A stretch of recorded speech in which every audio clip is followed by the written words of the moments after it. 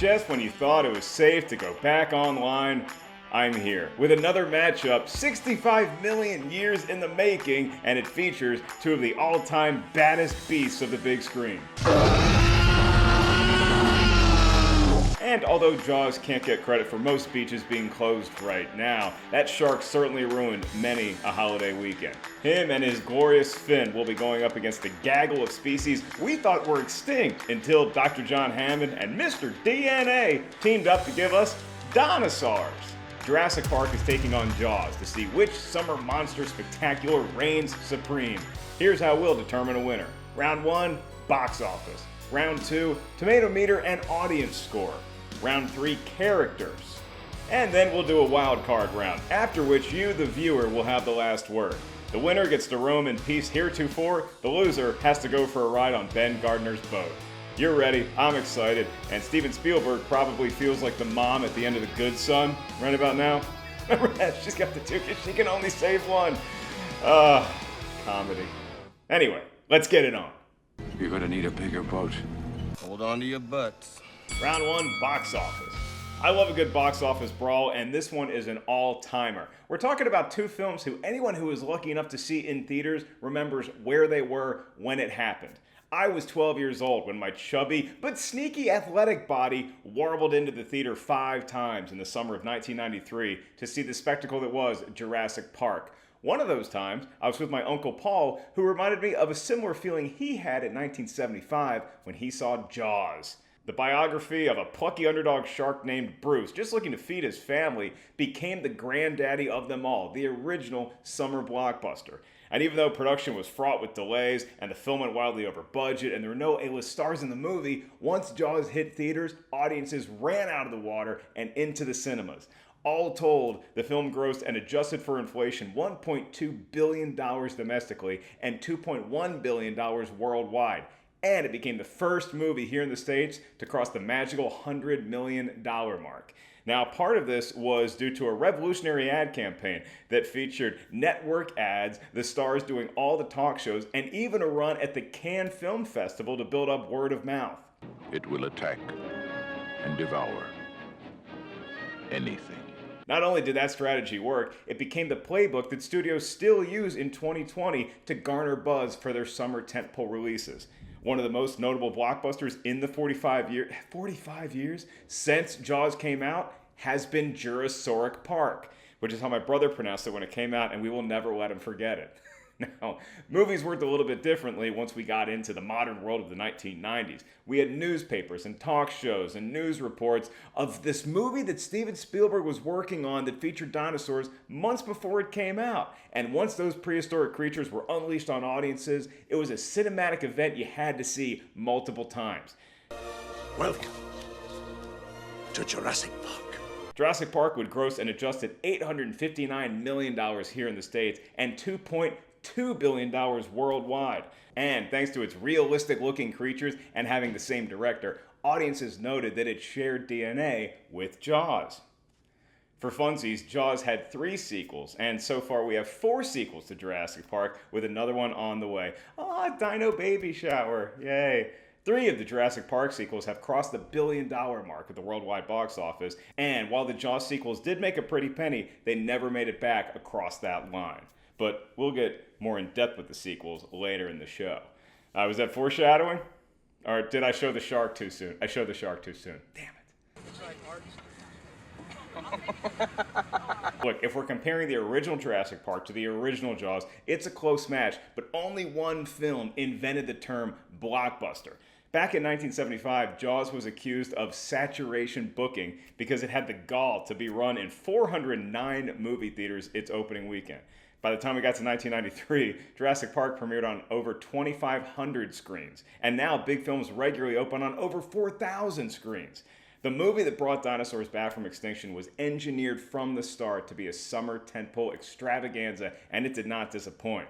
Jaws, on the other hand, only cost $12 million to make, even with its delayed production costs. No one knew what it was capable of, and if you claim it lucked into being a blockbuster, I would also say it arrived at the perfect time because it had the great recipe of a brilliant director, a heart-pounding score, and a villain who patrols a territory we're all too familiar with. Jaws accomplished the rarest of feats. It made us ditch a celebrated summer pastime, swimming in the ocean, and instead had us racing into a darkened theater to get scared about the thing we just ditched. The ocean would never be the same, swimming would never be the same, neither would the movies. Jaws, you win round 1. That's great! That's just great! Round 2, Tomatometer and audience score. Sure, I get a little gushy when I talk about Jaws or Jurassic Park because they're two of my favorite movies of all time, but let's be honest. If you put a shark or a T-Rex in a movie, it's gonna be successful. Even if it's Sharknado or if it's Velocipaster, you're gonna have a loyal following. Sharks. Why is it always gotta be sharks? But how do the best of the best fare on the Tomatometer? Good. Really, really good. Or well, I don't know what the grammar is, but they're both in the 90s. Jurassic Park and Jaws are certified fresh. The dinosaur movie has an A average at 91%. So how in the world could a shark movie with 3 guys on a dinghy top that? They do, at 98% for Jaws.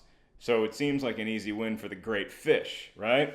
Or is it a mammal? Is a shark? No, dolphins are the mammals. Hey, remember when Crocodile Dundee was in Flipper? Weird, right? That was great. Anyway, when it comes to sequels, the Jaws franchise loses to Jurassic Park, with the dinos average beating out the Toothy Swimmers 63% to 42%. But more on the sequels later. Damn it, I showed the shark again. Down, Bruce. So again, why is this not an easy win for Jaws? Let's take a look at that audience score. According to the people, Jurassic Park gets a slight edge with a tight 91% to 90% victory. Now sure, maybe you can argue that most of the 2020 audience had the advantage of seeing Jurassic Park when it was fresh in theaters, and they might have only seen Jaws when it aired on TNT. Quick sidebar, Jaws was on TNT like all the time. It still plays there a lot. Why does Ted Turner love sharks so much? Anyway, I'll counter that argument by reminding everyone that Jurassic Park was born into a world where we already had tons of great blockbusters, so the expectations for critics and audiences might have been loftier than they were back in 1975. Any way you slice it, it's a close match. Both great films. I like Jaws better, but the people have spoken, and they say Jurassic Park by a nose, and the kitchen-loving Raptors win round 2. We're tied up. I'm simply saying that life, finds a way. Round 3, character. Funny thing about both these movies, the monster-y creature angle might have been what lured us into the theater to see these movies opening night, but I'd argue it's the human performances that keep us coming back for more. After all, what good is a great white shark without the tension, without the dynamic of 3 fellas from very different walks of life going after it together? And dinosaurs are cool, but they're better when we're rooting for our beloved human pals to survive. Unless they're warriors. When you gotta go, you gotta go. The only one I've got on my side is the blood-sucking lawyer. I still don't think Roy Scheider, Richard Dreyfuss, or Robert Shaw get enough credit for how great they are in Jaws. I mean, you have the water-resistant chief of police, the excitable young college boy scientist, and the salty veteran fisherman looking for the ultimate prize. The way that that film establishes the variant personalities and then slowly unites them in pursuit of a common enemy is nothing short of masterful storytelling. Yeah, but I'm not drunk enough to go out on the boat. Yes, you are. No, I'm not. Yes, you are. You can't do that. Yes, you can. When we first see them all together, who could have predicted that in an hour we'd all be singing a sea shanty together? Farewell and adieu to you fair Spanish ladies. Do you think the shark could hear them singing and was waiting for them to start before attacking the boat? It's a theory of mine. It's a smart fish, fast and smart. I'm tired and I want to go to bed. Jurassic Park takes it a step further. We have variant personalities, but we also have 3 generations of human factoring into the dino adventure. Dr. John Hammond is the lovable grandpa who created this amusement park, and it was in part to bring him closer to his grandkids, Lex and Tim. Not only are Lex and Tim added incentive for the adults in the room to be protective, but they also contribute. Both are crafty. Lex's computer hacking skills save the day, and Tim, he's got great jokes. What do you call a blind dinosaur? I don't know. What do you call a blind dinosaur? Do you think he saw us? Lest we bury the lead, we also have a prehistoric expert who hates smelly babies, They smell? Dr. Alan Grant, and his love interest, who is a plant expert, Dr. Ellie Sattler, and her off-screen real-life love interest, for a time, Dr. Ian Malcolm, a mathematics rock star. Chaotician, actually. Jeff Goldblum gets the Brachiosaurus' share of the memorable lines, but all three leads are so well fleshed out that we care about the fate of each one. And as the events of the film force them all to separate, it creates an edge-of-your-seat viewing experience that does not let up. The genius of Jaws is that these three boys are stuck together for much of the film. You think it's rough being quarantined with your two roommates who always eat the Cheez-Its that you bought? Try spending multiple days on the Orca with this motley crew. Don't have to take this abuse much longer. And Jaws is anything but a three-person show. Lorraine Gary adds valuable screen time to help us appreciate what matters most to Chief Brody, his family, and I'd also like to introduce your MVP, Mayor Vaughn. Murray Hamilton is so good as the economic-minded mayor that decades since he bungled the Amity 4th of July celebration, he's a constant presence on social media every time a real-life politician does something stupid. Which is often. Never compare me to the Jaws mayor. Never! Jurassic Park counters with the bumbling, nefarious Dennis Nedry, the badass, tone-legged Hunter Muldoon, and Samuel L. Jackson's Arnold, who gave us all a very accurate piece of advice heading into the movie. Hold on to your butts. And every great movie needs a scene with a lawyer dying on the toilet, so props to Gennaro for giving us all a laugh. My audience actually cheered. The first time I saw this movie, when he got eaten, they went crazy. I was right there with them. Speaking of getting eaten, how about the characters that are actually featured on their own movie posters? The dinosaurs in Jurassic Park, and with all due respect to Chrissy, the shark from Jaws. While the great finned one doesn't have much to say, I find its persistence admirable. But that's just one shark, whereas off the coast of Costa Rica, there's a bevy of dinosaurs that run the gamut from friendly to menacing. Then you have ones that appear to be friendly, but they're actually menacing. And then the T-Rex has personality to burn and rounds out an all-star cast. Jaws has a core that will stand the test of time throughout the ages. But if we're looking for great characters, top to bottom, Jurassic Park gets the nod. Team Dinosaur has taken its first lead over the Amity Sharks. You did. You crazy son of a bitch, you did. And now it's time for the wild card round, Legacy. The mere fact that we're bringing up these movies a combined 67 years after their initial release is proof enough that they have quite the legacy. But which film casts a taller shadow over Tinseltown? Let's first take a look at the respective franchises that they spawned. Both were profitable, but Jurassic Park got a huge shot in the arm from recent offerings Jurassic World and Jurassic World Fallen Kingdom. World went on to be the first film to gross at least $200 million in its opening weekend, and all told, the 5 films to date in the Jurassic Park franchise have grossed $2.77 billion domestically and $7.21 billion internationally. The 4 Jaws movies can't compete with those Scrooge McDuck dollars, but at least they did what sequels are supposed to do. They got worse and worse with every outing. If that shark attacks us again, we're gonna feed that big boy a meal he won't forget. Jaws 2 was watchable, Jaws 3D was hilarious, and 1987's Jaws the Revenge had a great white shark so pissed at the Brody family, it swam from the northeast into tropical Bahamian waters just to finish them off. Can sharks even survive in water that warm? The more I think about this movie, the more I realize its greatness. Lorraine Gary returns as Ellen Brody, Michael Caine shows up, and we get a young Mario Van Peebles? This is Oscar Gold. The shark has ESP. Oh, shit! Of course, Jurassic Park 3 had talking dinosaurs. These are both Universal properties, right? Do I smell a crossover? Oh, there it is. Okay, look, it's fair to say the sequels will never outshine the original, so let's take a look at their respective legacies through a different lens. For Jurassic Park, it might be the single most important film post-Star Wars in terms of special effects. In fact, it wasn't until George Lucas saw what his buddy Steven Spielberg was doing on set of Jurassic Park that he became confident he could tell his prequel stories the way he wanted. Spielberg's revolutionary use of practical effects mixed with next-level CGI opened the floodgates for filmmakers to climb to the furthest heights of their imaginations, and assured that they would never have to be handcuffed the way that Spielberg himself was on the set of Jaws.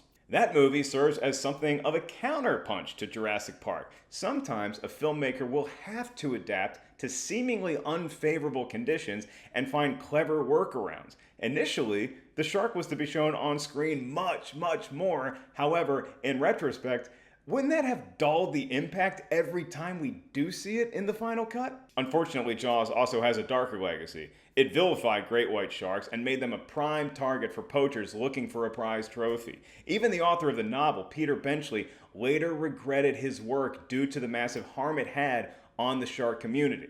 Be that as it may, it's not a totally fair comparison because dinosaurs are extinct, so we don't know how they would have fared, but I'm betting Joe Exotic would have bought a couple. And Carol Baskin's husband probably would have had a different fate. Let's just all agree to treat real great white sharks as the majestic creatures that they are and leave them alone. The bottom line is, without Jaws, we don't get a Jurassic Park, or possibly an Indiana Jones, a Star Wars, an E.T., a Deep Blue Sea, and we all need that movie. You ate my bird. It was the cultural landmark event that all future blockbusters needed in order to live. I'm talking about Jaws, not Deep Blue Sea. Jaws set the tone for movies in terms of release date, advertising, poster artwork, and it gave a shot in the arm to the career of a 27-year-old wunderkind director who would go on to make gigantic flicks for decades to come. Both films have been referenced countless times in pop culture. They're high on virtually every popular movie list and made enough cash to sink a boat or buy an island. But in terms of legacy, Jaws' bite is just a little bit bigger. Don't believe me? Just ask Quint. Sorry, bud. Jaws wins the round and we're all tied up. Farewell and adieu to you fair Spanish ladies. Yes, we're all tied up, so now I have to use my tiny human brain to render a verdict in a clash of two of the greatest creature features ever put to celluloid. So let me borrow another human brain to help out. Our expert researcher, Mark Hoffmeyer, took a look at a gaggle of best movie lists from various publications. The lower the score, the better, kind of like in golf. So in his tabulation, Jaws earned a total of 22 points to Jurassic Park's 78. And that's the way I'm gonna lean, simply because I think Jaws is a slightly better movie. JP has better sequels, there's no doubt about it, but for all the wondrous effects and spectacle and storytelling in Jurassic Park, there's something so pure and simple about Jaws. It's three dudes versus a shark, and in that simplicity lies so many keys to filmmaking, engaging an audience, sustaining suspense, and building to a satisfying climax. And the music! Do I not have more rounds? The music, the John Williams, that guy's not bad.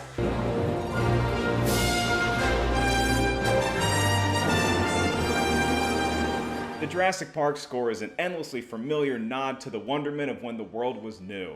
But going back to simplicity,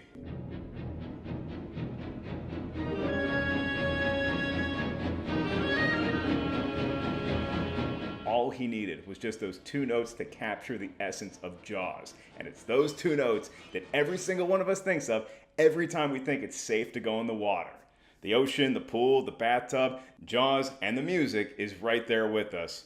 And it always will be. Congratulations, Bruce. You win. Swim down to the Bahamas and celebrate. Oh, boys. I think he's come back for his noon feeding. Now it's your turn, faithful viewer. Vote below in the comments section and let us know which movie or which movie franchise you prefer better, and then defend your reason with vigor. I'm not going to waste my time arguing with a man who's lining up to be a hot lunch. I'm going to see you later. Hey, go as long as you want in the comments section because her and I have nothing better to do than read each and every one of them. We hope you're staying safe during this trying time, and if anyone out there has the cure for COVID-19, I'd love to believe you, and then I'd quote the greatest mayor in American history. You'd love to prove that, wouldn't you? Get your name in the National Geographic.